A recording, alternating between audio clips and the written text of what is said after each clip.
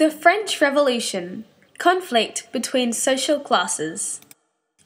Let's go back a few hundreds of years to France, a time of peace and prosperity, right?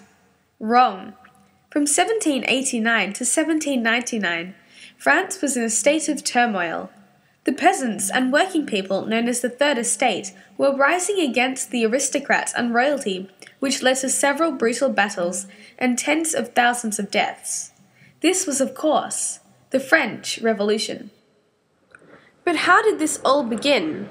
Well, before this time, France was a feudal society where there were three estates, the first and smallest estate being the entire clergy, the second being composed of nobility and royalty, apart from the monarch, and the third estate comprising of artisans, peasants, and everyone else, who made up 98% of the French population. The Third Estate would live and work on land owned by the Second and First Estates. This system had been in motion for centuries.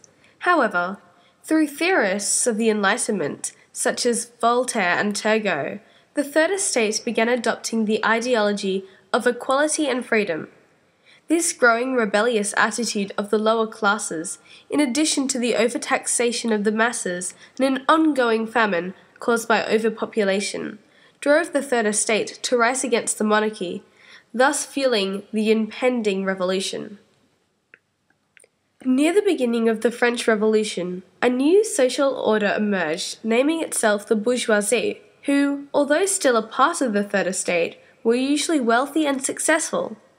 This new order declared itself the National Assembly, and after a power struggle with the monarch, took control of France.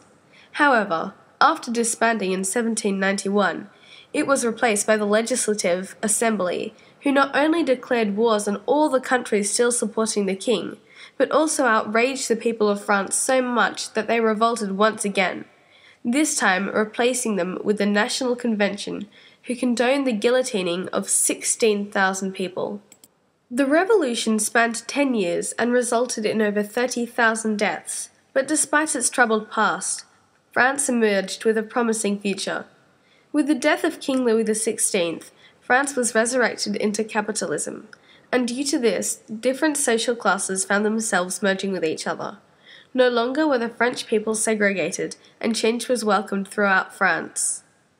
In those short 10 years, France had changed from a bankrupt and poverty-stricken country to one of equality and prosperity. The people of France no longer lived under the rule of corrupt royalty, and finally got the leadership it deserved in 1802 with the rise of Napoleon Bonaparte. Finally, the people of France were free.